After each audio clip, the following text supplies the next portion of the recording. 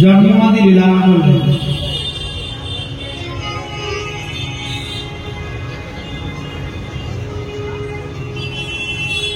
সচিমাতা এক এক করে 8টা কন্যা জন্ম হয়েছে আর পরলোক গমন করেছে।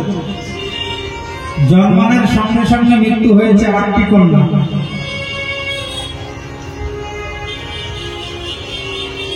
চিন্তা করলেন জগন্নাথ মিশ্র নবদ্বীপে সন্তান জন্মানোর সঙ্গে সঙ্গে মারা যায়।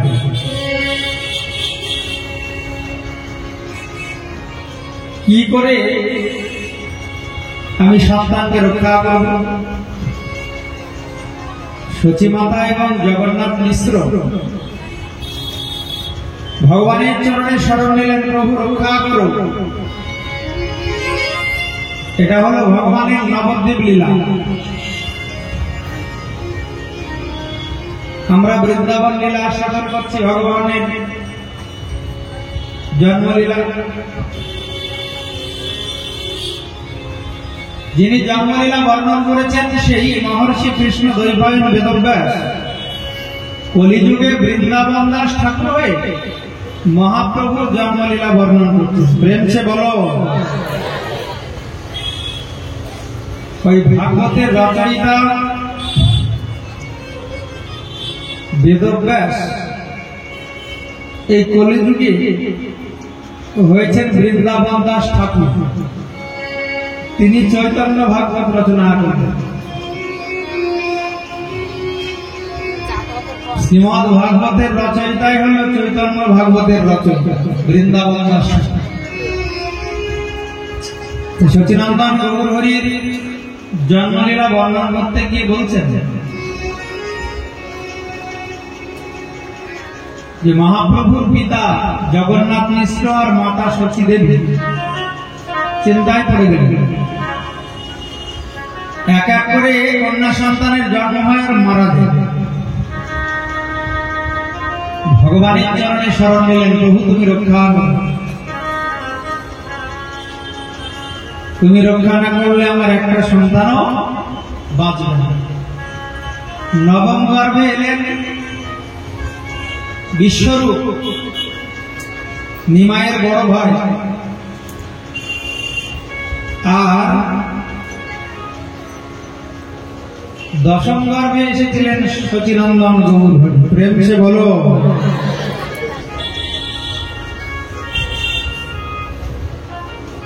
অকলঙ্ক শ্রী গৌর সুধাকর 1486 খ্রিস্টাব্দের 18 ফেব্রুয়ারি 1407 শকাব্দের 23 ফাল্গুন সকলঙ্ক চন্দ্রকে রাহুগ্রস্ত করিয়া হরিকীর্তন প্রচারের জন্যই তার আবির্ভাব। মহাপ্রভুর আবির্ভাবের দুটি কারণ, একটা হলো হরিনাম প্রচার আর একটা হলো নিজের 3 বাসনা পূরণ। দাপর যুগে লীলা করে 3টি বাসনা পূরণ হয়েছিল না কৃষ্ণের। রাধারানীর প্রেমের মহিমা কেমন, আমারই বা রূপের মাধুর্য কেমন, আর রাধারানী আমায় ভালোবেসে যে সুখ পায় সেই সুখ কেমন। এই 3 বাসনা পূরণের জন্য সেই ব্রজেন্দ্রনন্দন কৃষ্ণ হয়েছিলেন সচিনন্দন গৌর। 3 বাসনা পূরণার্থে ব্রজেন্দ্রনন্দন কৃষ্ণ হলেন সচিনন্দন গৌর হরি।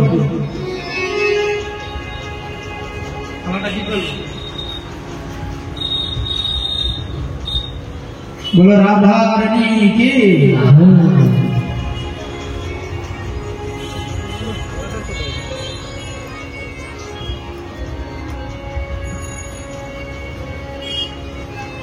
আর গৌণ কারণ হলো নাম প্রচার।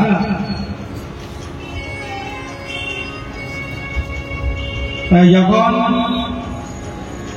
কলিযুগের মানুষ ভগবানের নাম করে না, ভগবানের সেবা করে না, তখন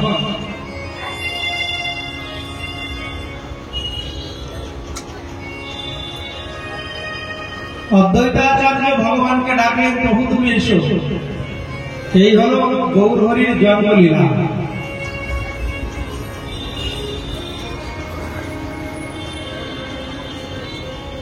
তখন কলিযুগকে উদ্ধার করার জন্য সচিনন্দন গৌর হরি এই জগতে এসেছে। সিংহ রাশি, সিংহ লগ্ন, উচ্চ গ্রহ গণ, ষড়বর্গ অষ্টবর্গ সর্বসু অপলম্ব গৌরচন্দ্র দিলা দর্শন, সকলম্ব চন্দ্রিয়ার কুণ্ঠ। সচিমাতা নিম গাছের নিচে নিমাইকে জন্ম দিলেন কেন? যেন ভূত প্রেত ডাকিনী যোগিনীর উপদ্রব না হয়। ডরে নাম থুইল নিমাই। এই জগতে যদি কাউকে ভূত প্রেতে ধরে, নিম গাছের ডাল দিয়ে তান্ত্রিক কি করে, তারা ঝাড়ে যেন ভূত প্রেত দূর হয়। ওই জন্য নিম গাছের নিচে বসেছে যেন উপদ্রব না হয়। ওইখানে জন্ম হয়েছে।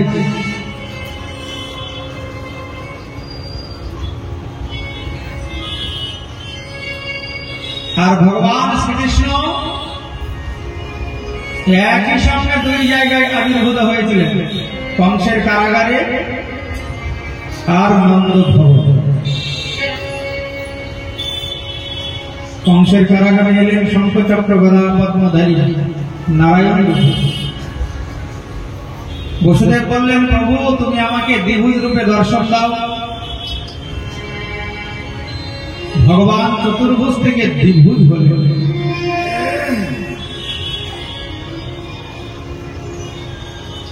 তাড়াতাড়ি করে ভগবানের আদেশে বসুদেব মাথায় করে যমুনা পার করে নন্দালয়ে নিয়ে যাচ্ছেন। ভগবান বললেন, আমি নন্দ ভবনে নন্দ যশোদার মনোবাসনা পূর্ণ করার জন্য তাদের সন্তান হয়ে জন্ম নিয়েছি। নন্দ যশোদা পূর্ব জন্মে ছিল ধরা আর দ্রোণ। এই ধরা আর দ্রোণ ভগবানকে পুত্র রূপে লাভ করতে চেয়েছিলেন। ভগবান ভক্তের সৎ বাসনা কখনো অপূর্ণ রাখেন না। প্রেম সে বলো, কখনোই অপূর্ণ রাখেন না। তাই ভক্তের মনোবাসনা পূরণার্থে ভগবান নন্দ ভবনে এলেন। আর বসুদেবকে বললেন, আমায় তাড়াতাড়ি নন্দ ভবনে রেখে এসো। বসুদেব মাথায় করে যমুনার তটে উপস্থিত হয়েছেন। ঘনঘোর বর্ষার রজনী। চিন্তা করছেন আমি কি করে এই যমুনা পার হব। হঠাৎ দেখেন কি এক শ্রীগাল যমুনা পার হচ্ছে। চিন্তা করলেন এই পথ ধরে আমাকে যমুনা পার হতে হবে। যমুনার মাঝে যেই বসুদেব ভগবান শ্রীকৃষ্ণকে মাথায় করে উপস্থিত হয়েছে, সঙ্গে সঙ্গে যমুনা আনন্দে নৃত্য করা শুরু করেছে। যমুনা মনে মনে ভাবছি, আমার প্রাণনাথ আমার বক্ষের উপর দিয়ে চলে যাবে, আমি একটু চরধৌধ করবো না? তাই যমুনার আনন্দের সীমা নাই। ঢেউয়ের আঘাতে বসুদেবের মাথা থেকে ভগবান যমুনার জলে পড়ে গেলেন। যমুনা চিন্তা করছে, প্রাণনাথ আমার ভক্ত মাঝে তোমায় হৃদয় মাঝারে রাখিব, ছেড়ে দেব না। ছেড়ে দিলে প্রাণনাথে আমি আর তো পাব না, ছেড়ে দেব না। তোমায় হৃদয় মাঝারে রাখিব, ছেড়ে দেব না। তোমার ভক্ত মাঝে রাখিব, ছেড়ে দেব না।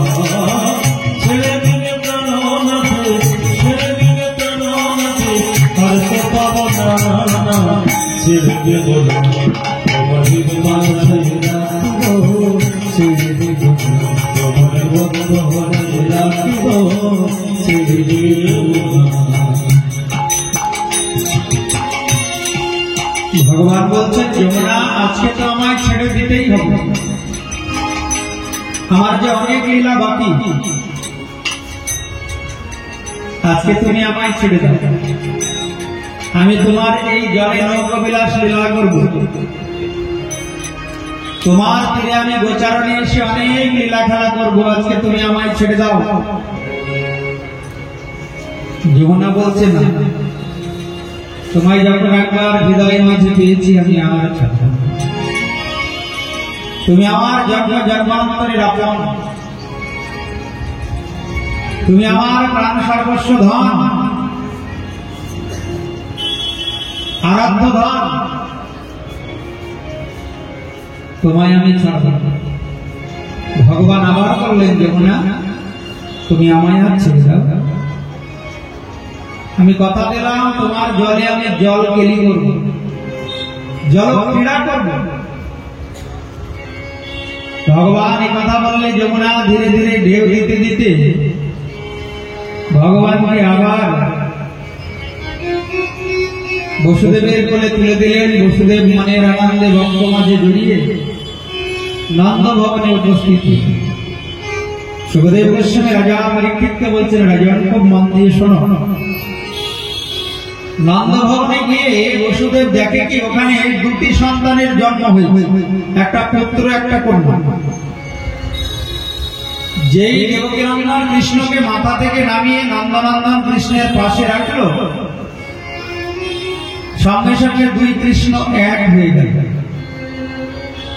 আর মায়াদেবীকে সঙ্গে করে ভগবান এনেছিলেন, বলেছিলেন চলো মায়াদেবী আমার সঙ্গে লীলা করতে চলো।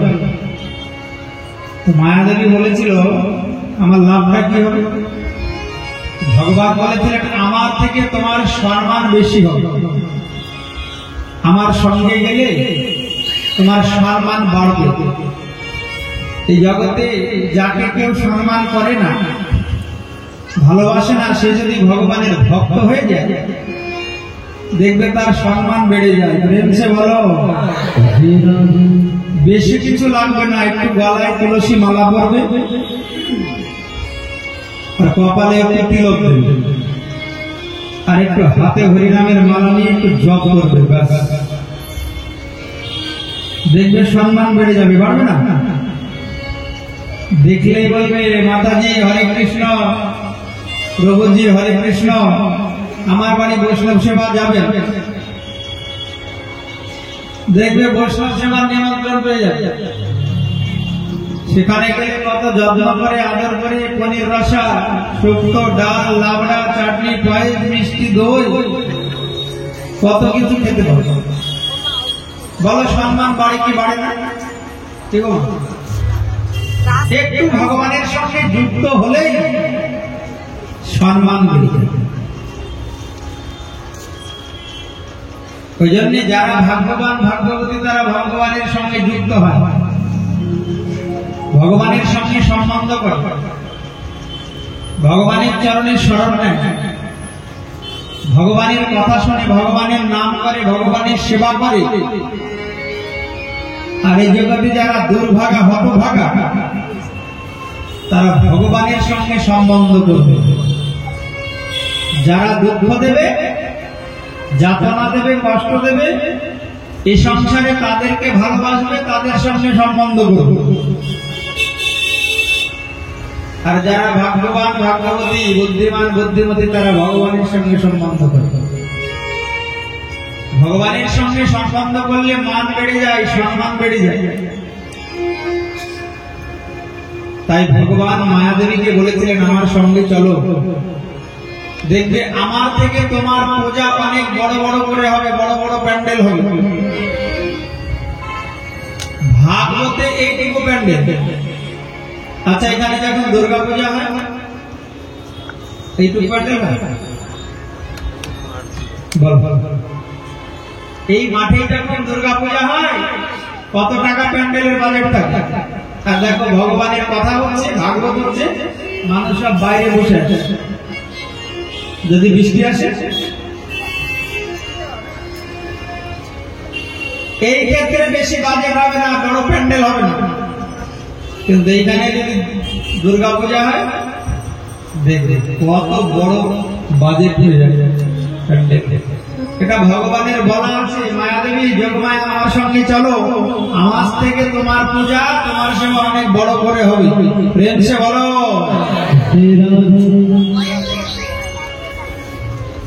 তাই বসুদেব দেখেন ওখানে একটা কন্যার জন্ম হয়েছে, সেই হলো যোগমায়া। ওই কন্যাটিকে এনে যেই কংসের কারাগারে উপস্থিত হয়েছে বসুদেব,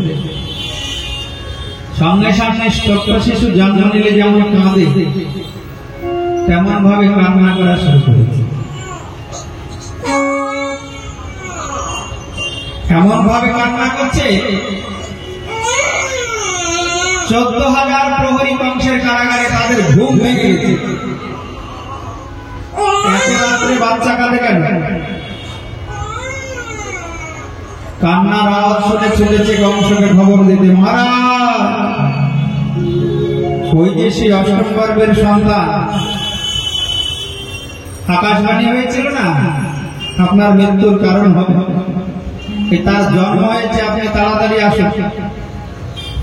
কংস চিন্তা করছে ওগুলোকে তো পাথরে আঘাত করে মেরেছি, এইটাকে তরবারি দিয়ে টুকরো টুকরো করে হত্যা করব, আমার মৃত্যুর কারণ হবে সদ্যজাত শিশু। আমার দেহে 10,000 হাতির সমান বল, আর আমাকে একটা সদ্যজাত শিশু মারবে? অহংকারে ছুটে চলেছে কংস। ছুটে গিয়ে কারাগারে উপস্থিত হয়ে দেখে তো কন্যার জন্ম হয়েছে। আমি তো ভেবেছিলাম পুত্র হবে, হ্যাঁ পুত্র হলো না, তো কন্যা হয়েছে। একটু ইকোটা কম, তো পুত্র হয়নি, কন্যার জন্ম হয়েছে, কন্যা সন্তান। আচ্ছা কন্যা হোক আর পুত্র হোক, অষ্টম গর্ভের সন্তান তো আমি ওকে ছাড়ব না। এই চিন্তা করে জোর করে দেবকীর কোল থেকে নেবে। দেবকী হাত জোর করে বললেন, দেখুন মহারাজ আমি তো মা, এক এক করে 7টা সন্তান আমার নষ্ট হয়েছে, 6টা সন্তানকে আপনি হত্যা করেছেন, আর সপ্তম গর্ভের সন্তান নষ্ট হয়েছে। দেবকী কিন্তু জানে না যে যোগমায়া এই সপ্তম গর্ভের সন্তানকে আকর্ষণ করে রোহিণীর গর্ভে স্থাপন করেছে। তখন দেবকী অচেতন ছিলেন, কোনো জ্ঞান ছিল না। তাই দেবকী বলছেন, আমাকে একটা সন্তান তো অন্তত ভিক্ষা দেন, আমি তো মা, একটা সন্তান নিয়ে অন্তত থাকবো। কংস বলে, হবে না, তোমার এই সন্তানটাই আমার মৃত্যুর কারণ হতে পারে। দেবকী বলে, এটা কন্যা, কন্যার সন্তান আপনার কি মৃত্যুর কারণ হবে? মহারাজ আমাকে কৃপা করুন। কিন্তু দুষ্ট কংস বলল না, আমি তোমাকে কৃপা করব না, কন্যা সন্তানকে করে বিশ্বাস নেই, আবার কখন কোন রূপ ধারণ করবে তা ঠিক নেই। বিশ্বাস আছে? ওই জন্য জোর করে দেবকীর কোল থেকে নিয়ে হত্যা করতে যাবে, সঙ্গে সঙ্গে হাত থেকে ছুটে উপরে উঠে গেল। উপরে উঠে গিয়ে অষ্টভুজা রূপ ধারণ করেছে। অষ্টভুজা রূপ ধারণ করে বলছে, কংস আমি তোমার মৃত্যুর কারণ নই, যে তোমার মৃত্যুর কারণ সে গোকুলে বড় হচ্ছে, তোমারে বধিবে যে গোকুলে বাড়িছে। ভয় হয়ে গেল কংসের, গোকুলে আবার কার জন্ম? বিপদের শেষ না। আমি ভাবলাম এটাকে শেষ করলে ঝামেলা মিটে যাবে, আবার গোকুলে কে জন্ম নিয়েছে তাকে হত্যা করতে হবে। কংসের আর ঘুম আসে না। আর ওদিকে গোকুলে নন্দ ভবনে আনন্দের জোয়ার বইছে। অনেক বয়সে সন্তান হয়েছে নন্দ মহারাজের। অনেক বয়সে যদি সন্তান হয় তাহলে আনন্দ হবে না? বড় করে অন্নপ্রাশন করবে, অনেক নিমন্ত্রণ করবে, বাবা পুত্র হয়েছে অনেক বয়স। সংসারী লোকের কাছে সন্তান যে কত আদরের, আনন্দের, অনেক বয়সে সন্তান হলে বোঝা যায়। আর পয়সা যদি থাকে তাহলে তার কোনো কথা নেই। নন্দ মহারাজের আনন্দে আত্মহারা হয়ে উঠেছে। যে আসছে তাকেই দান করছে, যে যা চাইছে, মহারাজ আমাকে একটা সোনার হার দেন, আপনার সন্তানের মঙ্গল হবে। সাথে সাথে সোনার হার দিয়ে দিয়েছে। একটা মুক্তার হার দেন, দিয়ে দিয়েছে। মহারাজ বাধাই হোক, আমার অনেকদিন ভালো রাবড়ি খাওয়া হয়নি, একটু রাবড়ি খাওয়ান, রাবড়ি খাওয়ান, পেড়া খাওয়ান, পরমান্ন খেতে ইচ্ছা করছে, পরমান্ন খাওয়ান। ভগবান শ্রীকৃষ্ণ জন্ম নিয়ে সর্বপ্রথম পরমান্ন সেবা করেছেন। পরমান্ন মানে পায়েস। ওই জন্য দেখুন গতকাল কিন্তু মাতৃমণ্ডলী পায়েস প্রসাদের ব্যবস্থা করেছে। এটা নিয়ম। অন্তত দ্বাদশীর দিনে ভগবানকে পায়েস ভোগ দিতেই হয়, এটা মনে রাখবেন। যারা একাদশী করে, যারা ভগবানকে ভোগ দেন দ্বাদশীর দিনে, সেদিন কিন্তু একটু পরমান্ন ভোগ দেবেন। পরমান্ন মানে বোঝেন তো কি? পায়েস। ওই দিন ভগবানকে পরমান্ন ভোগ দিলে ভগবান খুশি। আর কবে না নন্দোৎসবের দিন, যেদিন কৃষ্ণের জন্ম হল, জন্মাষ্টমী, ওই দিন একটু জন্মাষ্টমী এবং নন্দ মহোৎসব দুদিনই পায়েস ভোগ দিতে হবে, তাহলে ভগবান খুশি হবে। মনে থাকবে, ভাগবত শুনে এইগুলি কাজে লাগাতে হবে, তাহলে ভগবানের কৃপা লাভ হবে। জন্মাষ্টমী আর নন্দোৎসবে পরমান্ন ভোগ দিতে হবে, ভগবানের খুব প্রিয়। মা যশোদা সর্বপ্রথম পরমান্ন মুখে দিয়েছিল। ওই জন্য দেখবেন যখন অন্নপ্রাশন হয় না, কি আগে মুখে দেয়? কি গো মা, ওই ঝাল সবজি তরকারি কে খেতে পারবে? ওই পায়েস মুখে দিয়ে দেবে। ভগবান শ্রীকৃষ্ণ সর্বপ্রথম মা যশোদার হাতে এই পরমান্ন পায়েস সেবা করেছিলেন।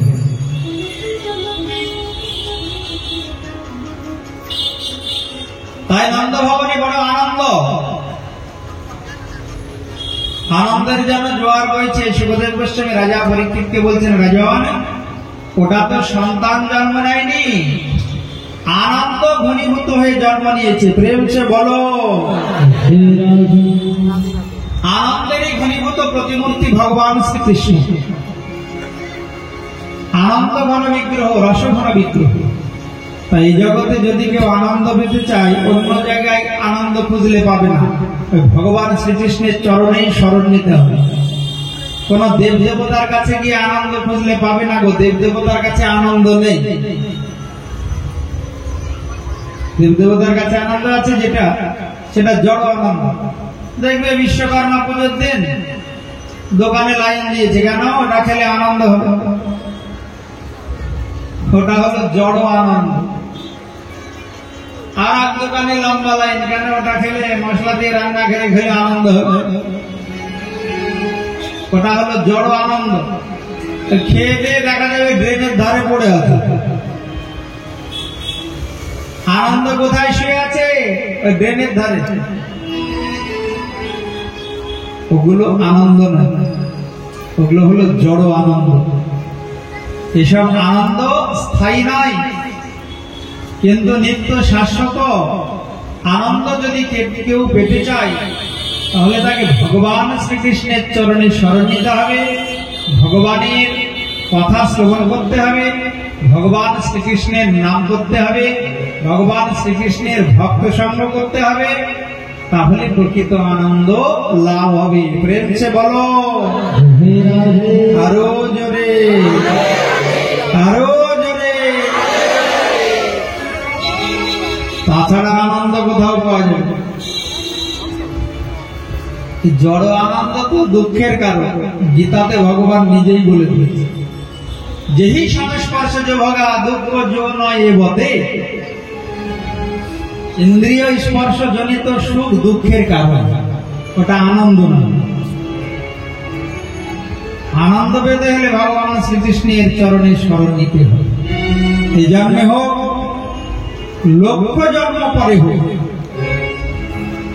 কারণ আনন্দময় ভগবান শ্রীকৃষ্ণই একমাত্র জীবকে আনন্দ দান করতে পারে, এছাড়া কেউ আনন্দ দান করতে পারবে না। ভগবান শ্রীকৃষ্ণ ছাড়া কেউ পূর্ণ নয়। সব অংশ ভগবান শ্রীকৃষ্ণ একমাত্র পূর্ণ ব্রহ্ম সনাতন। পরিপূর্ণ আনন্দ এই জন্য ভগবান শ্রীকৃষ্ণের চরণ কমলে। তাছাড়া কোথাও আনন্দ খুঁজে তুমি পাবে না।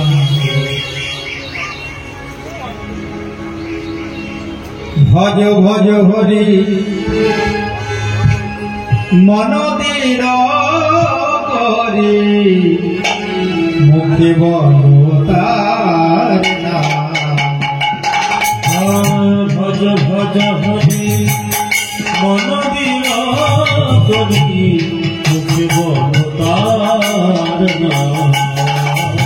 সে যে ব্রজেন্দ্র নন্দন গোপী প্রাণ ধন, সে যে ব্রজেন্দ্র নন্দন গোপী প্রাণ ধন। ভুবন মোহন সে, ভুবন মোহন সে, সে যে ব্রজেন্দ্র নন্দন গোপী প্রাণ ধন। ভুবন মোহন সে, ভুবন মোহন সে। ভজ ভজ হরি মন দৃঢ় করি, মুখে বলো তার নাম।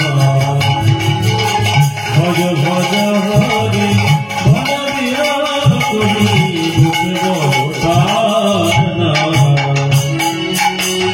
কখন মরিবে কেমনে করিবে বিষম সমন ডাকে।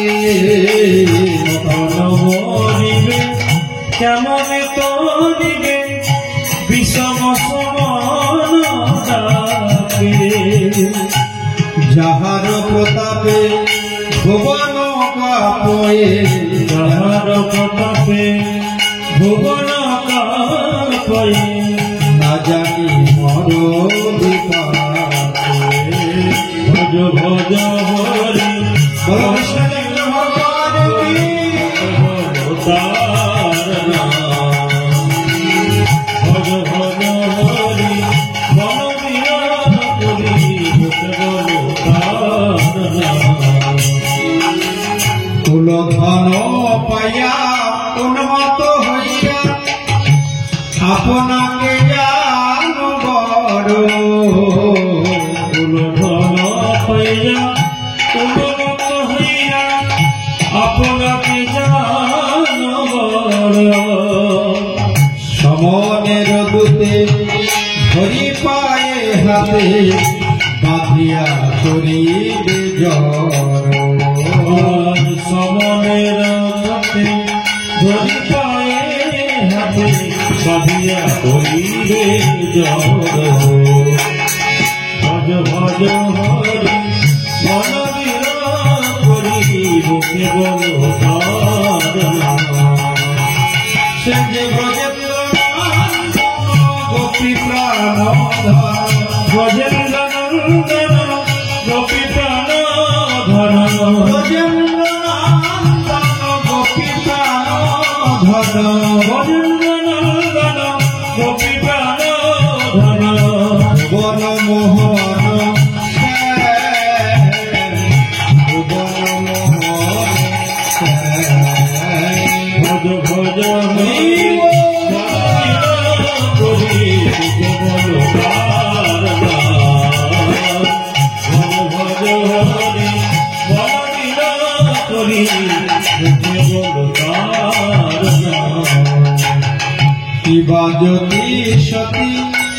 কিবা নিচ জাতি যেই হরি নাহি ভজে যদি সতী জীবনী চোজাতি যেই হরি নাহি ভজে তবে জনমিয়া ভমিয়া ভমিয়া তবে রমিয়া রমিয়া রমিয়া গৌরব নরকে মজে ভজ ভজ হরি মন বিরারি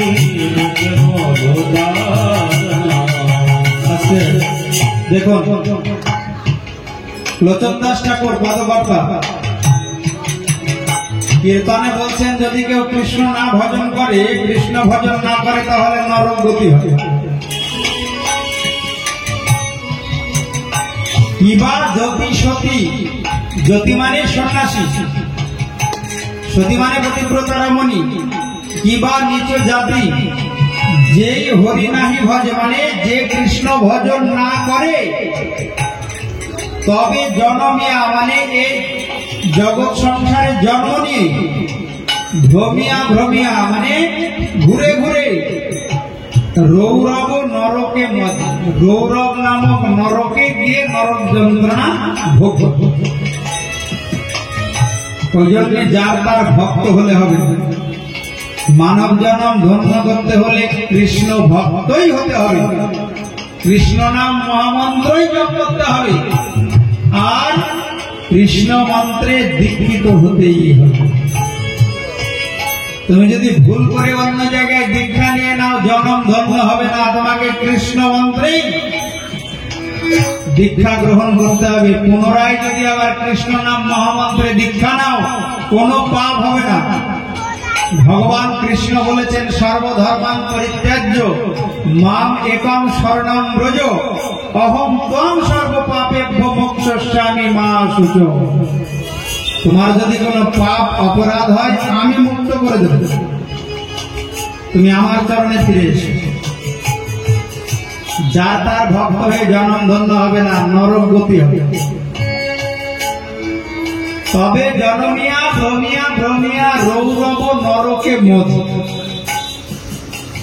ওই জন্য কৃষ্ণ ভজন করতে হবে, কৃষ্ণ নাম করতে হবে, আর কৃষ্ণ মন্ত্র কাম গায়ত্রী জপ করতে হবে। প্রেম সে বলো, যার তার ভক্ত হলে হবে না, যার তার পেছনে দৌড়ালে জনম ধন্য হবে। সময় তো খুব কম, দেখতে দেখতে বেলা শেষ হয়ে যাবে, আসল কাজটা বাকি থেকে যাবে। কৃষ্ণ ভজনের লাগে সংসারে আইন, অন্য কাউরি কথা বলা হয়। ওই জন্য কৃষ্ণ ভজনই করতে হবে, না হলে নরক গতি হবে। কেউ যদি কৃষ্ণ কথা না শোনে, কৃষ্ণ নাম না করে, কৃষ্ণ মন্ত্রে দীক্ষিত না হয়, তাহলে কিন্তু তাকে নরকে যেতে হবে। লিখে নাও ভালো করে। এ বললো গুরুদেব, ও বললো ভগবান, ও বললো চলো যাই, ও বললো ওখানে মিটিং হচ্ছে চলো যাই, তাহলে পরে কিন্তু ওই ছুটে ছুটে নরকে যাওয়া। আর যাকে ধরলে সবাইকে ধরা হবে, যার সেবা করলে সবার সেবা হয়ে যাবে, সে ভগবান শ্রীকৃষ্ণের চরণে শরণ নিয়ে নাও, তোমার মানব জন্ম ধন্য হবে। প্রেম সে বলো,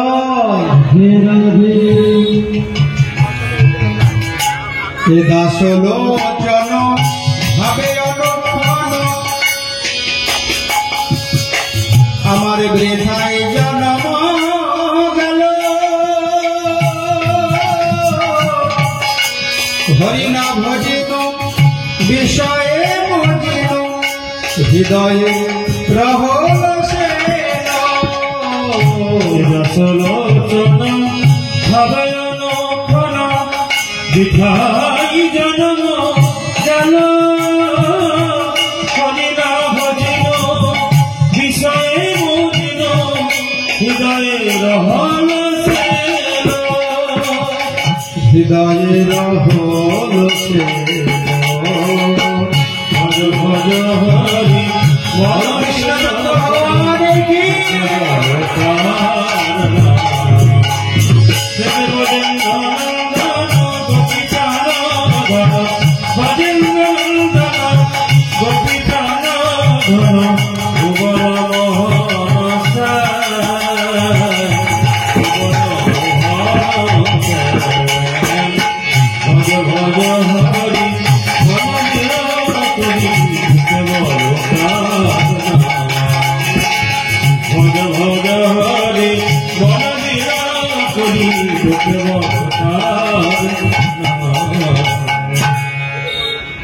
ওই জন্যে কৃষ্ণ ভজন করলে জনম ধন্য হবে। তাই নন্দ ভবনে আনন্দের সীমা নাই, সেই ব্রজেন্দ্র নন্দন কৃষ্ণের জন্ম। নন্দ মহারাজ পণ্ডিত ব্রাহ্মণগণকে ডেকে জাতক ক্রিয়া সংস্কার আদি কাজ করলেন। স্বস্তি বাচন পূর্বক পুত্রের জাতকর্ম সম্পাদন করলেন। সুখদেব গোস্বামী বলছেন, রাজন নন্দাত্মজ উত্তর নে জাত আহ্লাদ মহামনা বাচয়িতা ষষ্ঠায়নম জাত পরমাত্মজ শুভ। নন্দ মহারাজ দান করা শুরু করলেন। কি দান করছেন? ধেনুরাম নিযুতে প্রাদম বিপ্রেভ্য সমলম কৃতে। দানের মধ্যে সবচাইতে বড় দান হলো ধেনু দান। ধেনু মানে গাভী। গাভী দান করলে কি হবে? ব্রাহ্মণরা সেই গাভীর দুগ্ধ দ্বারা ভগবানের সেবা করবে। দুগ্ধ থেকে ঘি হবে, ননি হবে, ক্ষীর হবে, ছানা হবে, ভগবানের সেবায় লাগবে। দানের মধ্যে শ্রেষ্ঠ দান গাভী দান। আমাদের পশ্চিম বাংলায় কম, বৃন্দাবন, উত্তরপ্রদেশ, রাজস্থান, মধ্যপ্রদেশে অনেক বড় বড় গোশালা আছে। এখানে তো গোশালা খুঁজেই পাওয়া যায়। বড় বড় গোশালা আছে বৃন্দাবনে, মধ্যপ্রদেশে। ওই গোশালায় অনেক গৃহস্থ ভক্ত দ্বারা গাভী দান করে, কেন ওই দুগ্ধ গোবিন্দ সেবাই লাগে, আমার জন্মটা ধন্য হয়ে যাবে। তাই নন্দ মহারাজ ধেনু দান করছেন। ধেনুরাম নিজেতে প্রাদাত মানে 2 লক্ষ গাভী ব্রাহ্মণদেরকে দান করেছিলেন কৃষ্ণের জন্মদিন উপলক্ষে। কারণ স্নান করলে যেমন দেহ পবিত্র হয়, দান করলে ধন শুদ্ধ হয়। যারা দান করে না তাদের ধন কখনো শুদ্ধ হয় না, বিত্তশাক্ত দোষ হয়। ওই দোষের কারণে নরক যন্ত্রণা ভোগ করতে হয়। তাই সুযোগ পেলে ভক্ত সেবায়, ভগবানের সেবায়, মন্দির নির্মাণে দান করতে হয়। দান করলে কিন্তু কমে না। কেউ যদি মনে করে 10,000 টাকা দেব, আমার কমে যাবে, তো ওই 10,000 টাকা ভগবানের সেবায় দান করবে তো ডাক্তার কম নেবে। ডাক্তারকে 10,000 টাকা কম দেওয়া লাগবে। আর যদি মনে করো না দেব না, ও ডাক্তার 20,000 টাকা নিয়ে চলবে। ভগবান তো হৃদয় মাঝে আছে, তোমার চালাকি সব জানে। তোমার আছে তবু তুমি দান করবে না ভগবানের সেবায়, ভগবান ধরে ফেলবে। আর ধন সম্পদ তো লক্ষ্মী।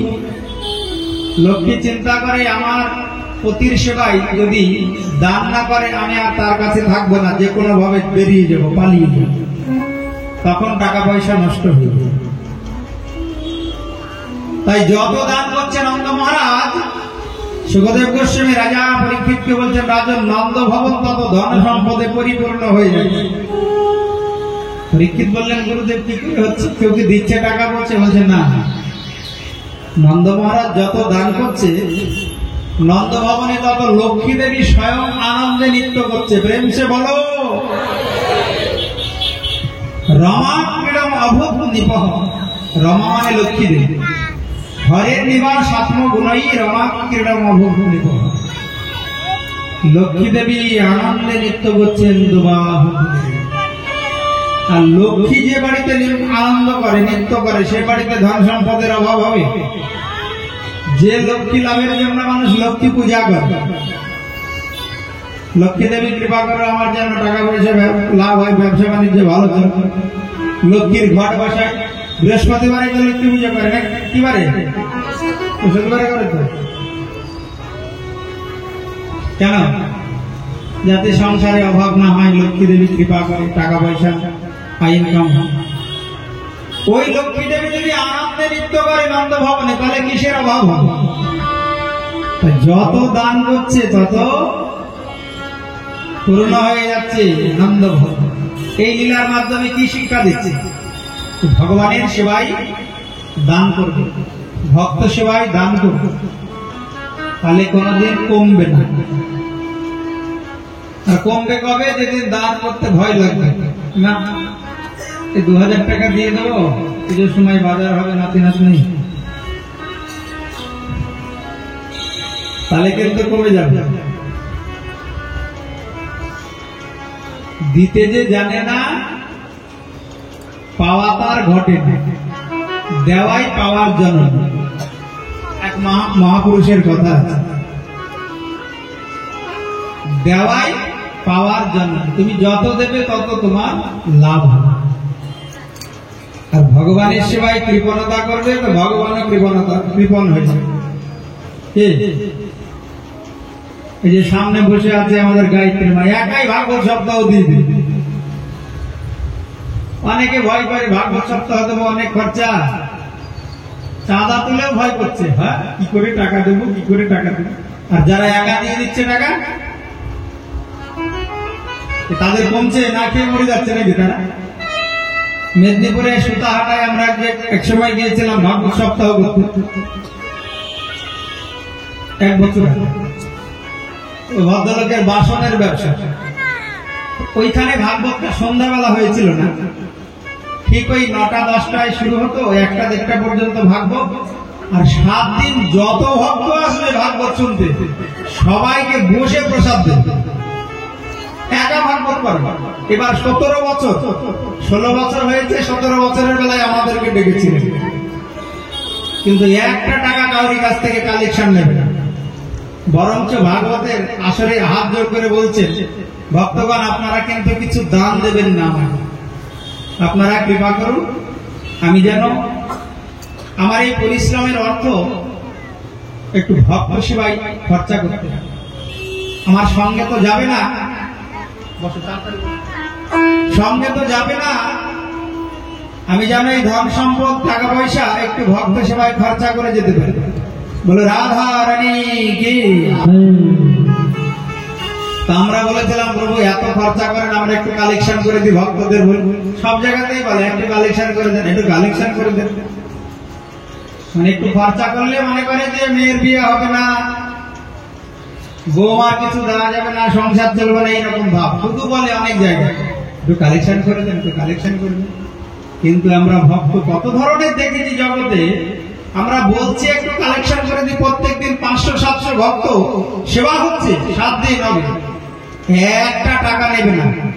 বলে না বাবা, ভগবান যতটুকু দিয়েছে ওতেই আমার। সাধারণ একটা বাসনের দোকান, এই হাঁড়ি কড়াই বালতি সব আছে, গিয়ে দেখো, তাতেই তার মনে স্বপ্ন, যতদিন বাঁচবো আমি ততদিন যেন প্রত্যেক বছর ভক্ত সেবার সহিত ভাগবত সপ্তাহ যজ্ঞ অনুষ্ঠান করে যেতে পারি। ভক্তদের কাছে এরকম করজোড়ে প্রার্থনা করছি। দেখুন ভগবান কত বড় মন্দির, অভাব আছে তার? বলে বাবা যা প্রয়োজন ভগবান দিয়ে দেয়, দোকান করলেই খরিদ্দার আসে। যে যত ভগবানের সেবায় দান করবে, খরচা করবে, তার তত 10 গুণ বাড়বে, 1 গুণ 2 গুণ 10 গুণ বেড়ে যাবে। এরপরে ভাগবত সপ্তাহ আছে আমাদের ডবলি ব্লক কমিউনিটি হল, এই 8 তারিখ থেকে শুরু হবে। কালিদাস সরকার মহাশয় একাই ভক্ত সেবার সহিত অনেক বড় বড় ভাগবত সপ্তাহ যজ্ঞের আয়োজন করেছে। গত বছর হয়েছিল, এবার হবে। তার ভাষণা এই ভাগবত সপ্তাহ তিনি প্রত্যেক বছর দেবেন। অনেক বড় করে আয়োজন, অনেক টাকা খরচা ওনার প্রোগ্রামে। সল্টলেকের মতো জায়গা তো, প্যান্ডেল সেরকম ভাবে উনি করেন এবং প্রসাদের আয়োজন খুব স্ট্যান্ডার্ড থাকে। প্রসাদের আয়োজন টিকার কমে গেছে নাকি পয়সা? কোনদিন কমবে না। আজ পর্যন্ত আমরা কোথাও শুনিনি ভগবানের সেবায় দান করে কারো অভাব হয়েছে। ভগবান এক আনা ঋণী থাকে না, এক আনা। তুমি তাকে এক আনা দেবে তো 16 আনা ফিরিয়ে দেবে। ভগবান কখনো ঋণী থাকে না কাউকে কাছে, এটা মনে রাখবে। ভগবানকে দিলে তাই কখনো কমে না। ভগবানকে মুক্ত হস্তে দান করতে হবে। ওই ভাবতে না এই টাকাটা আমার খরচা হয়ে গেল, থাকলে পারে আমার কাজে দেবে না। ওই ভগবানের সেবায় না দিয়ে যত জমিয়ে রাখবে তত অনর্থ ঘটবে। তাই নন্দ মহারাজের মনে বড় আনন্দ, তিনি আনন্দে দান করছেন ব্রাহ্মণ বৈষ্ণবকে। হঠাৎ মনে পড়ে গেল যে এই আনন্দের খবরটা তো কংসকে দেওয়া হয়নি। গোপান গোকুল রক্ষায়াম নিরিপ মথুরা নন্দ বংশস্য বার্ষিক করম দাতুম কুরুদ। ব্রজবাসীগণের কাছে গোপালের দায়িত্ব দিলেন, তোমরা একটু গোপালকে দেখে রেখো, আমি একটু মথুরা থেকে আসি। অনেকদিন পর দেওয়া হয়নি। নন্দ মহারাজ চিন্তা করছেন কংসকে একটু আনন্দের খবরটাও দেবো যে আমার সন্তান হয়েছে, আর একটু দই দুধ ক্ষীর নবনী দিয়ে আসবে। তো মথুরায় উপস্থিত হয়েছেন। কংসের কাছে উপস্থিত হয়ে বলছেন, মহারাজ এই অনেক বয়সে আমার একটা সন্তান হয়েছে, আর ওদিকে দৈব আকাশবাণী হয়েছে তোমার বদিবে যে গোকুলে বাড়িতে।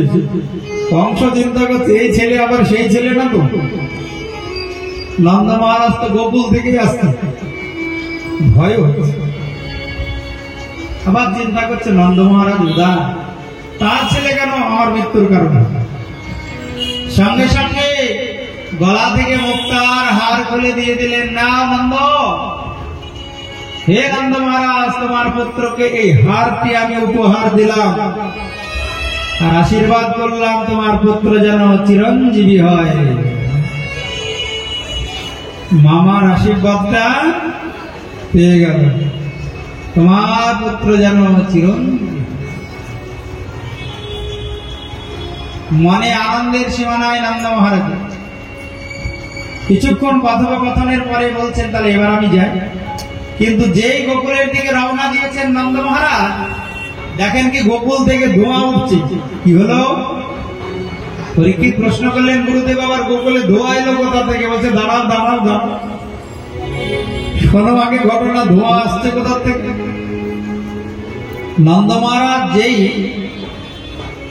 ওই গোকুল থেকে মথুরায় গিয়েছেন, সঙ্গে সঙ্গে এক রাক্ষসী এসেছে গোকুলে, তার নাম হলো পুতনা। ওই পুতনা কংসকে গিয়ে বলেছিলেন, তোমার কোনো চিন্তা নাই, গোকুলে 10 দিনের মধ্যে যত শিশু জন্মগ্রহণ করেছে আমি সবাইকে হত্যা করব। তাই পুতনা এসেছে গোকুলে।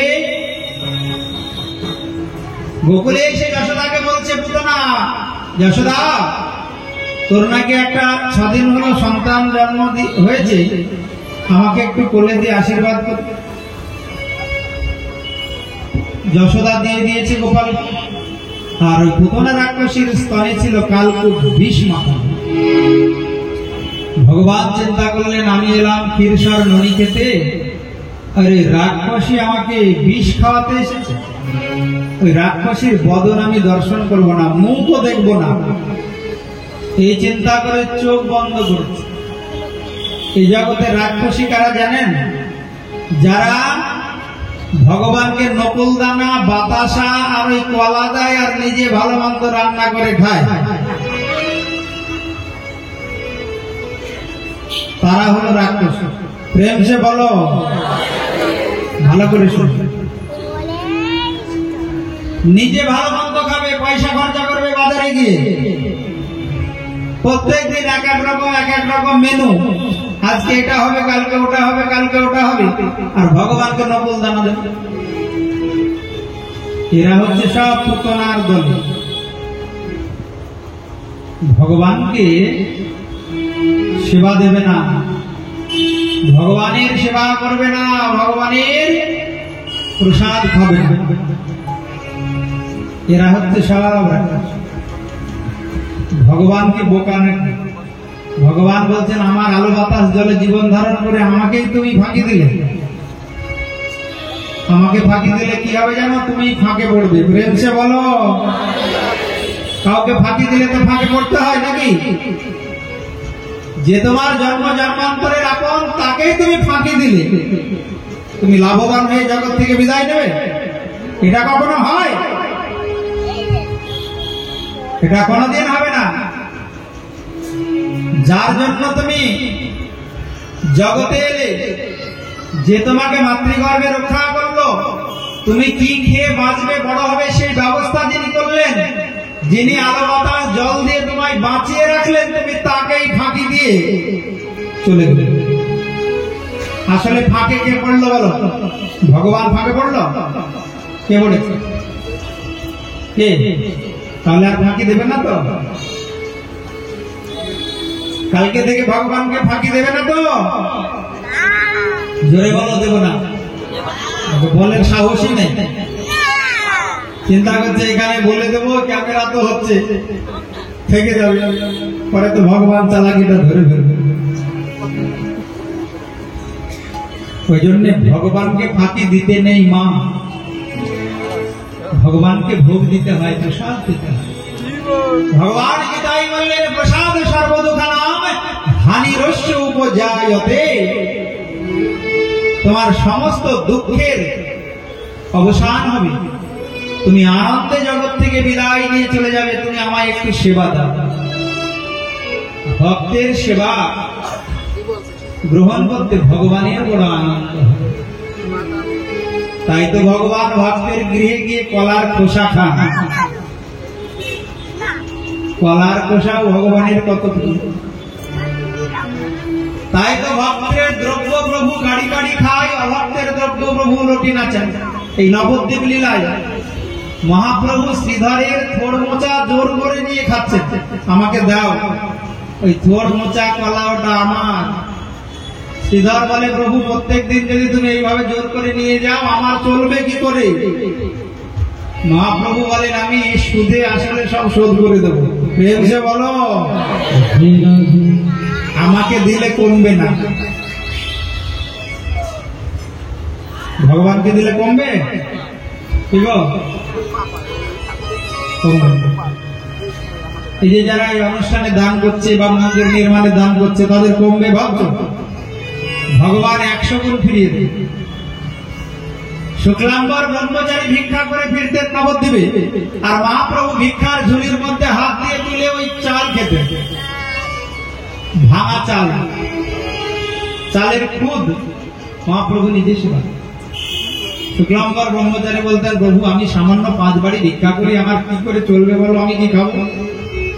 তো নবদ্বীপ লীলায় মহাপ্রভু বলছে আরে চিন্তা করো না, আমি যতটুকু নেব তার 10 গুণ দিয়ে দেব।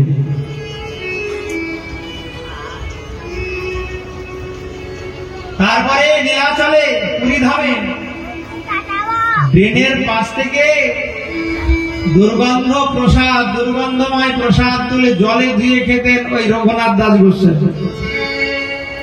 মহাপ্রভু পেছন দিক দিয়ে গিয়ে একদিন বলছে রঘুনাথ আমাকে না দিয়ে একা খাচ্ছ, তুমি আমায় দেবে? রঘুনাথ বলে প্রভু এ তোমার সেবার যোগ্য না, তোমাকে দেবার মতো নয়। জোর করে হাত থেকে কেড়ে মহাপ্রভু খাচ্ছেন আর বলছেন আমার ভক্ত যদি সেবা করতে পারে, রঘুনাথ আমি সেবা করতে পারবো না? তাই ভক্তবৎসল ভগবান ভক্তের দ্রব্য বড় আনন্দের সহিত গ্রহণ করেন। প্রেম সে বলো। ভগবানকে যারা একটু না দিতে পারে তাদের জন্ম কখনো ধন্য হয় না। একটু দিতে হয়, কি হয়, একটু নিরামিষ থালা গ্লাস বাটিতে রান্না করে একটু তুলসী পাতা দিয়ে হরিনাম করে নিবেদন করে দেয়, তাহলেই ভগবান গ্রহণ। ভগবান বেশি কিছু ভালো মন্দ চায় না। নারদকে বলেছিলেন, আমার ভক্ত যদি ভক্তি ভরে একটু নয়নের জল দেয় তাতে আমি খুশি হই, আমায় বেশি ভালো মন্দ রান্না করে সেবা দিতে হবে, কিন্তু দিতে হবে, তাহলে আমি খুশি হই। বলুন, যারা ভগবানকে দেয় না, না দিয়ে একা একা রান্না করে খায়, তাদের বেঁচে থাকা উচিত? তারা তাড়াতাড়ি মরে গেলে ভালো। কেন না, যত বাঁচবে তত পাপ বাড়বে। ভগবান বলছেন, আমাকে না দিয়ে যারা খায় গ্রাসে গ্রাসে পাপই ভক্ষণ করে। গীতায় বলেছে অর্জুনকে, যত গ্রাস খাবার খাবে তত গ্রাস পাপ তার ভেতরে ঢুকবে। যদি আমায় নিবেদন না করে খায়, তা বেঁচে থেকে লাভ কি? মরে গেলে অত পাপ হবে না, খাওয়াটা বন্ধ হবে। ওই জন্য যদি জগতে বেঁচে থাকতে চাও, ভগবানকে নিবেদন করেই প্রসাদ খাবে। একটা জন্ম তুমি ভগবানের ভক্ত হও, তোমার অনন্ত জন্ম সুখের হয়ে যাবে। এরপরে যত জন্ম লাভ হবে, প্রত্যেকটা জন্ম সুখের হবে, আনন্দের হবে।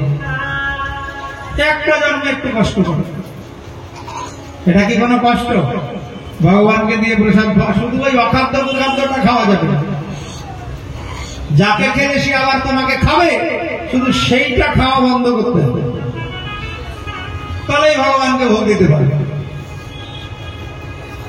ভগবান তাই চোখ বন্ধ করলে না, রাক্ষসী এসেছে আমাকে স্তনে কালকুট বিষ মাখিয়ে স্তনদুগ্ধ পান করাতে, আমাকে হত্যা করতে, আমি ওই মুখ দেখবই না।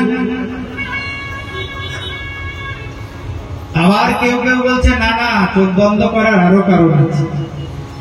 পুতনা ভগবানের নিকটে গেলে ভগবান চিন্তা করছেন, আমার তো বিষ খাওয়া অভ্যাস নেই। বিষ খাওয়া অভ্যাস আছে ভোলানাথ। সমুদ্র মন্থন কালে যে কালকুট বিষ উঠেছিল, সেই বিষ পান করে ভোলানাথ নীলকণ্ঠ মহাদেব হয়েছে। তাই আমি ভোলানাথকে ডাকি, ভোলানাথ বিষ পান করুক, আমি পুতনার প্রাণটাকে পান করব। আবার কেউ কেউ বলছে, না না, আরো কারণ আছে। ভগবান সুন্দরের পূজারী, যার কপালে তিলক থাকে না, ভগবান তার মুখের দিকেও চায় না। পুতনা রাক্ষসী, তো কপালে তিলক নাই, তাই এই জগতে যারা কপালে তিলক দেয় না, সব রাক্ষসীর দলে পড়ে। এই জগতে দেখবে তিলক দিতে লজ্জা পায়, হয় সব পুতনার দলে। তিলক দিতে ভয়, যদি লজ্জা লাগে, যদি কেউ হাসে, তিলক দিলে খারাপ লাগে নাকি? মানুষ যতই কালো হোক, দেখবে তিলক দিলে চেহারা ফুটে যায়। যত কালো হোক, সে যদি তিলক ধারণ করে, তার মুখটা দেখতে সুন্দর লাগে। প্রেম সে বলো, কালোর উপরে সাদা ভালো ফোটে, ফোটে না? তাহলে লজ্জার কি আছে? আমার মুখটা যদি সুন্দর লাগে, তাহলে সুন্দর করার জন্য তো মেকআপ করে বিউটি পার্লারে যায়, নাকি না কি জন্য যায়? তিলক দিলে যদি সুন্দর হয়ে যায়, সবাই যদি হাত জোর করে হরে কৃষ্ণ বলে, তাহলে ক্ষতিটা কোথায়? কোন ক্ষতি আছে? কিন্তু দেবে না, নাকি লজ্জা লাগে। তিলক দেবে কবে দিয়ে? যখন ওই কমলা লেবুর মুখ মতো মুখটা বেগুন পোড়া হবে, তখন গিয়ে তিলক দেবে। চামড়া গুলো সব কুচকিয়ে যায়, তখন তিলক টানে। আরে তখন তিলক টেনে কি হবে? না, ওই যে ননির মা মরেছে, আমারও ওই নাম্বার আসবে কদিন পরে, এখন থেকে একটু তিলক দেবে। তখন তিলক দিতে নাই, তিলক দিতে হয় দেহে যখন শক্তি সামর্থ্য থাকে। বাল্যকাল থেকেই তিলক ধারণ করতে হয়। ললাটে তিলকম নাস্তি, কণ্ঠে নাস্তি কণ্ঠিকার, হৃদয়ে গোবিন্দ নাস্তি, স্বনর ব্রহ্ম রাক্ষস। তাকে ব্রহ্ম রাক্ষস বলেছে শাস্ত্রে। যারা তিলক ধারণ করতে ভয় পায়, প্রেম সে বলো। অনেকে বলে প্রভু ভালো তিলক কোথায় পাবো? এই খড়ি মাটির মতো তিলক পাওয়া যায় বাজারে। কেউ যদি তিলক ধারণ করতে যায়, আমি তাকে তিলক দেবো, একদম মাখনের মতো তিলক আমার কাছে আছে। এই বিজয় মন্ডলের বাড়ি আছে, ওখান থেকে তিলক মালা নিয়ে আসবে। যারা তিলক মালা ধারণ করতে সুন্দর তিলক আনা হয়, অনেকদিন যাবে। একটা তিলক নিলে 20 টাকা, দামও বেশি না। এত বড় তিলকের গোলা অনেকদিন যাবে একটা তিলক। তাতে কি হবে? তিলক ধারণ করলে ভগবান বদন পানে ফিরে চাইবেন, আর তিলক না ধারণ করলে ভগবান বদন পানে ফিরে চাইবেন। তাই ভগবান চোখ বন্ধ করলেন, পুতনা রাক্ষসীকে দেখবেন না। পুতনা চিন্তা করছে ছেলে ঘুমিয়ে গেল নাকি, তাড়াতাড়ি করে স্তনদগ্ধ পান করাতে গেলেন। ভগবান গলাটা জড়িয়ে ধরলেন, এমন ভাবে জড়িয়ে ধরেছে যেন পুতনার দম বন্ধ হয়ে যায়। পুতনা বলছে আমায় ছাড়ো ছাড়ো। ভগবান গাঢ়ম পরাভ্যাম ভগবান প্রতিদ্ধত প্রাণই সমম রসে সমন্বিত পিবৎ। পুতনা বলছে আমার খুব কষ্ট হচ্ছে, আমায় ছেড়ে দাও। ভগবান বলে আমি ওইটাই পারি না, যাকে একবার ধরি তাকে আমি আর ছাড়ি না। যে একবার আমার কথা শুনতে এসে বসে যাবে, রাত 10টা বেজে গেলেও আমি ছাড়বো না। প্রেম সে বলো। দেখবে 10টা বেজে গেলেও ভক্ত বসে থাকবে। কে বসিয়ে রাখে? ভগবান। ভগবানের কথা, হরি কথায়, হরি কথায়। যেখানে ভগবানের কথা হয় সেখানে শ্রীহরি ভগবান উপস্থিত থাকেন। ওই জন্য ভগবান যাদের একবার ধরে তারা ভগবানের থেকে আর যেতে পারে না। ভগবান তাদের ছাড়েন না। নিয়ে যাবেন কোথায়? তার নিত্যধাম গোলক বৃন্দাবনে। যাবেনই যাবেন। দুদিন আগে আর পরে একবার যদি কেউ এসে তার কথা শোনা শুরু করে, তাই পুতনাকে বলছেন আমি চার ছাড়বো না। সুখদেব গোস্বামী বললেন রাজন সামঞ্চমঞ্চালনমিতি প্রভাসিনী নিষ্বিদ্যমানা খিল জীব মর্মণি বিবৃত্ত নেত্রে চরণৌ ভুজৌ মোহ প্রসন্ন গাত্রা শিবতীর রোধ। হে রাজন, তখন চিৎকার করে উঠলে আমায় ছাড়ো ছাড়ো ছাড়ো। সারা শরীরে ঘাম দেখা দিল, হাত পা ছড়ে আর্তনাদ করে কাঁদতে লাগলো এই পুতনা। ভগবান চিন্তা করলেন তোমার দেহটা আমি কংসের বাগানে ফেলব। এত বড় দেহ তো, তোমাকে পোড়াতে অনেক কাঠ লাগবে। কংসের বাগানে নিয়ে গিয়ে ফেলেছে, আর উচ্চস্বরে শব্দ করে গাছপালা ভেঙে গেল। তাড়াতাড়ি করে প্রহরীরা খবর দিচ্ছে কংসকে, মহারাজ আপনার ওই পুতনা বধ হয়েছে। কংসের ভয় হয়ে গেছে। পুতনার মতো রাক্ষসীকে কি করে কে বধ করলো? যার দেহটা 12 মাইল লম্বা, উদরটা জলশূন্য কূপের মতো, দাঁতগুলি নাঙলের ফালের মতো, কেশ তাম্রবর্ণের, স্তনযুগল ক্ষুদ্রাকৃতি পাহাড়ের মতো, এত বড় বিশাল ভয়ানক দেহের শরীরের পুতনা রাক্ষসীকে কে বধ করেছে? আর এদিকে মা যশোদা কান্না করা শুরু করেছে, গোপাল গোপাল গোপাল। কোথাও গোপালকে আর খুঁজে পায় না। এক ব্রজবাসী এসে খবর দিচ্ছে, দেখলাম একটা বিরাট পাহাড় পড়ে আছে। কোথা থেকে যে পাহাড়টা এলো, দেখি পাহাড়ের বক্ষে একটা নীল অপরাজিতা ফুল ফুটে আছে। চলো তো যাই। গিয়ে দেখে ওটা পাহাড় নয়, পুতনার ওই পাহাড়ের বক্ষে নীলমণি কৃষ্ণ খেলা করছে। তাড়াতাড়ি করে পুতনার বক্ষ থেকে গোপালকে এনে মা যশোদার কোলে দিলেন। মা যশোদা গোপালকে বক্ষে জড়িয়ে ধরে বলছে, গোপাল আজকে নারায়ণ তোকে রক্ষা করেছে। বাবা, নারায়ণ যদি রক্ষা না করতো তাহলে আমি তোকে পেতাম না। সুখদেব গোস্বামী রাজা পরীক্ষিতকে বলছেন, দেখো ভগবানের কি অপ্রাকৃত লীলা। মা বলছেন নারায়ণ রক্ষা করেছে, নারায়ণ রক্ষা না করলে আমি গোপালকে পেতাম না। তাড়াতাড়ি করে গোমূত্রেণ স্নাপয়িত্বা পুনর্গোরজসার্ভকম। গোমূত্রেণ স্নাপয়িত্বা পুনর্গোরজসার্ভকম। গোমূত্রের দ্বারা স্নান করালেন, গরুর পুরের ধুলি অঙ্গে মাখালেন মা যশোদা, আর গোময় দ্বারা দ্বাদশ অঙ্গে তিলক রচনা করে দিলেন, তিলক এঁকে দিলেন দ্বাদশ অঙ্গে। ভগবানের একটা মাত্র জীব আছে গোমাতা, যার সবকিছু ভগবানের সেবায় লাগে। প্রেম সে বলো। যার গোময়ের মধ্যে লক্ষ্মী দেবীর নিবাস, সে গোমাতার যদি কেউ সেবা করে তাহলে ভগবান বড় খুশি হয়। এদিকে ব্রজবাসীরা পুতনার দেহটাকে টুকরো টুকরো করে চিতা সাজিয়ে জ্বালাচ্ছে, আর সুন্দর অগরু চন্দনের গন্ধ বেশি আসতে রাজি। পরীক্ষিত বললেন, গুরুদেব পুতনাকে তো ভগবান বধ করলেন, কিন্তু কি গতি হয়েছিল পুতনা? সুখদেব গোস্বামী বলছেন, রাজন এ খুব উত্তম প্রশ্ন। দেখো, ভগবান এমন শরণাগত বৎসল, তার চরণে যদি কেউ শরণ নেয়, যত বড় পাপী তাপী অপরাধী হোক, ভগবান তাকে চরণ ছাড়া করে না। তার বড় উদাহরণ হলো পুতনা বদলি। রাক্ষসী পুতনা ভগবানের চরণে উপস্থিত হল, ভগবান পুতনাকে মাতৃগতি দান করলেন। কেন? ওই যে মনে অভিলাষ ছিল আমি স্তন দুগ্ধ পান করাবো,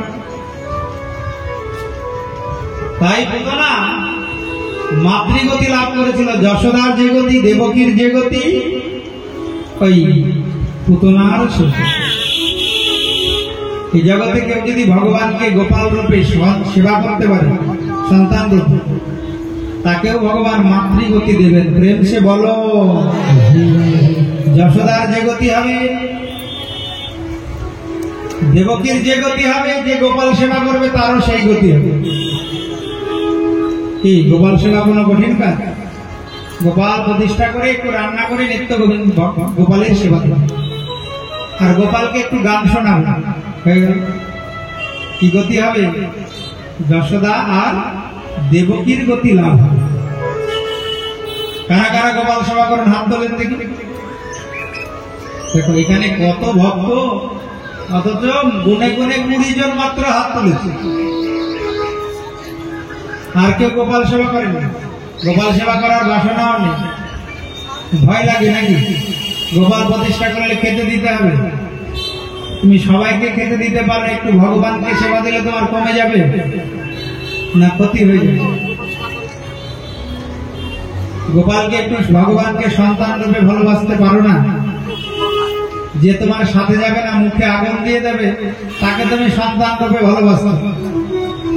আর ভগবান তোমার শেষের দিনের বান্ধব, জন্ম জন্মান্তর তোমার সঙ্গে থাকবে, তাকে একটু ভালোবাসতে পারো না? মানুষের লাভটা কি হলো? এই সন্তান কিন্তু ভবসাগর পার করবে না। ভগবানকে সন্তান রূপে ভালোবাসলে ভগবান তোমায় শেষের দিনে হাত ধরে ভবসাগর পার করে দেবে।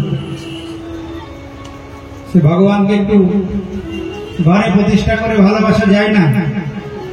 ঠিক যায় না? ভাগবত শুনবো কিন্তু পাঠকের কোনো কথা শুনবো না, কোনো কথা পালন করবো না, তাহলে কি লাভটা হবে? এইখানে যদি কম করে 100 হাত উঠত, তবে জানা যেত ভাগবতের অনুষ্ঠান সার্থক হয়েছে। এত ভক্ত, 500 ভক্ত এসেছে, 20টা হাত উঠছে গোপাল সেবা, তাহলে কি লাভ হবে? মানব জন্ম ধন্য হবে না ভগবানের সেবা না করে। পরীক্ষিত প্রশ্ন করলেন, গুরুদেব পুতনা পূর্বজন্মে কে ছিল? সুখদেব গোস্বামী বললেন, রাজন পুতনা পূর্বজন্মে ছিল বলি মহারাজের কন্যা রত্নমালা। ভগবান যখন বামন রূপ ধারণ করে বলির নিকটে গিয়েছিলেন ভিক্ষা চাইতে, ওই সুন্দর রূপ দর্শন করে বলির কন্যা রত্নমালা বলেছিল, ওই রকম সন্তানকে যদি আমি একটু কোলে পেতাম, প্রাণ ভরে আদর করতাম, স্তনদুগ্ধ পান করাতাম, আর যখন বামন ভগবান সর্বস্ব অধিকার করে নিল, তখন ওই বলির কন্যা রত্নমালা বলেছিল ওই রকম দুষ্ট সন্তানকে বিষ খাইয়ে মারা দরকার। ভগবান বলেছিলেন সে আশাও তোমার পূর্ণ হবে। পরের জন্মে পুতনা রাক্ষস। মা চিন্তা করছেন আমি আর গোপালকে বাড়ির বাইরে বের করবো। ভোলানাথ এসেছেন কৈলাস থেকে গোপালকে দর্শন করার জন্য। মা প্রতিজ্ঞা করেছেন আমি আর গোপালকে বাড়ির বাইরে নিয়ে যাব। ভোলানাথ মনে মনে চিন্তা করছেন প্রভু তুমি নরলীলা করতে এসেছো, আমি কৈলাস থেকে এসেছি তোমায় দর্শন করব। দর্শন করব বলে এসেছি, একটু দর্শন দাও, দর্শন দাও ধনুষা, কৃপা করে দর্শন দাও। এবার ভগবান ভোলানাথকে দর্শন দেওয়ার জন্য কান্না করা শুরু করেছে। কোনো মতো কান্না বন্ধ হয় না। তাড়াতাড়ি করে মা যশোদা দাসীকে ডেকে বলছে দেখ তো বাড়ি থেকে বাইরে কেউ আছে নাকি, সে যদি একটু ঝাড়ফুঁক করে দেয় কান্না বন্ধ হবে। দেখে জটাজুটোধারী বাবা ভোলানাথ বসে আছে। যেই গোপালকে বাড়ির বাইরে নিয়ে গেল ভোলানাথের সামনে, সঙ্গে সঙ্গে গোপালের কান্না বন্ধ হয়ে গেল। আবার বাড়ির ভিতরে নিয়ে গেল। ভোলানাথ চিন্তা করছেন প্রভু আমি তো এলাম তোমার চরণ কমল একটু মস্তকে পাবো বলে, আশা তো পূর্ণ হলো না। ভগবান আবার কান্না করছেন।